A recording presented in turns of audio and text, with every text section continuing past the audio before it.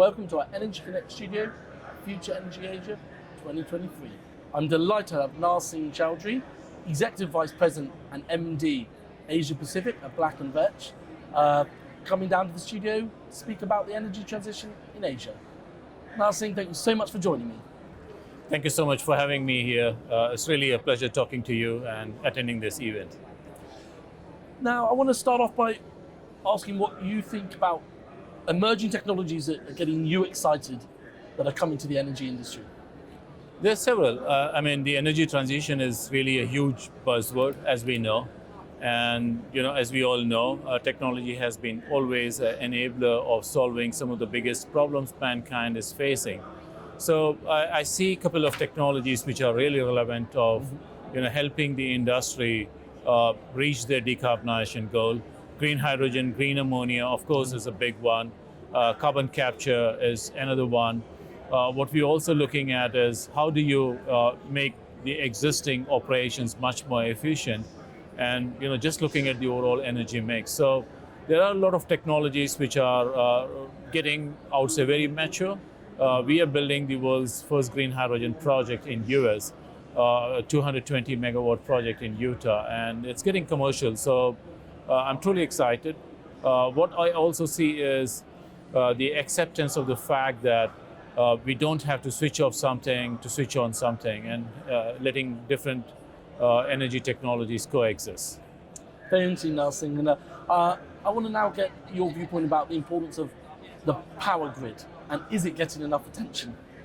So on the power grid, my view on that is we need to look at not just pure generation, because if you are generating power and with the distributed generation with renewable and everything else, if you don't get that electron transported to where the consumers are, then probably that power is getting underutilized or unutilized.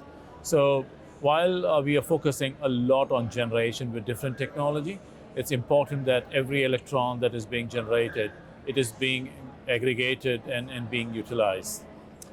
Interesting. And what are you specifically doing around renewable energy generation? So on renewables, we are looking at, of course, solar as a big piece of the whole thing in Asia. We are seeing a lot of interest on onshore wind. We are also seeing a lot of projects coming up on offshore wind, which has a lot of potential in this part of the world. The other area which has not been talked much is nuclear.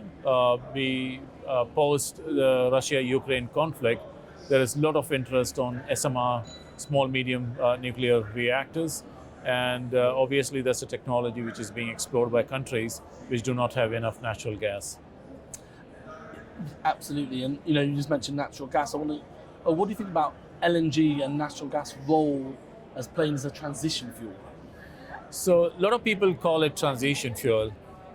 In my view, LNG will be a transition fuel for replacing coal, but it will remain for a long time as a base fuel because that's the only technology right now which can offer base load generation. I think the time, at some point of time, we'll look at whether gas should remain as a base load generation or renewable becomes base load, and the gas generation comes in as peakers. So that time will come, but right now I think gas will transition, replacing coal as base load generation. Yeah, and what do you see as some opportunities but also challenges around decarbonisation in Asia? The opportunities are immense, of course. If you look at the overall mix of renewable or decarbonization, whatever is there, it's a very small portion. So obviously when the overall, energy mix is very, very small, there is a huge opportunity to grow that.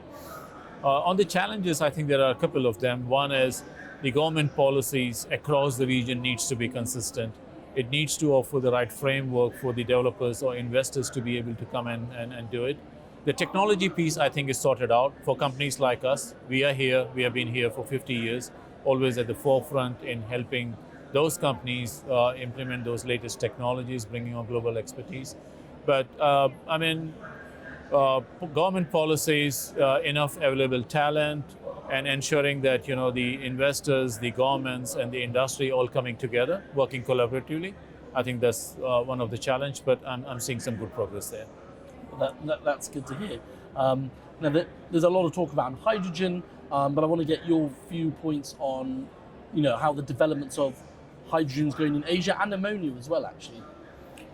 So on hydrogen, we are seeing some pockets where there is a lot of renewed interest. One of the biggest challenge for green hydrogen is, do we have sufficient green renewable energy? And it's not just available a couple of hours in a day, but for a sustained number of hours in a day to make the green hydrogen projects viable. The same story with ammonia, green ammonia. I mean, you can generate green ammonia out of green hydrogen for easy transportation. So we are seeing countries where there is a lot of interest, particularly Vietnam, Indonesia, where they're building. Australia is a great place where there could be a lot of renewable energy which could be deployed for green hydrogen generation. And in all these three countries, we are doing some feasibility studies for certain projects which are at, I would say, advanced stage of understanding if that commercially makes sense. So I'm very optimistic that more countries will catch up. Always like to hear optimism. Now, before we go, we're here in Bangkok for Future Energy Asia 2023. What's the importance of having a dedicated show that covers the whole energy value chain in Asia? I think it's important because if we look at the demographics of the consumers and the solution providers and everybody else, it needs an ecosystem for making anything successful, right? And I think the platform of FEA kind of event actually helps that platform to come together to have that dialogue and ensure that we are able to accelerate the overall energy transition. So it's a beautiful platform. It's just half a day since the event started, and we have had some wonderful discussions with our partners, with our customers, and everybody else. So I'm really hoping that in the next 1.5 days more, tomorrow and day after tomorrow, there will be a lot more exciting discussions. So it's really good. Well, that's really great to hear, Narsingh, and I just want to thank you for coming down to the Energy Connect studio. Thank you so much for inviting me, and I'm really looking forward to participating even next year. Thanks everyone for watching, and I look forward to bringing you more studio interviews from the show floor in the coming days.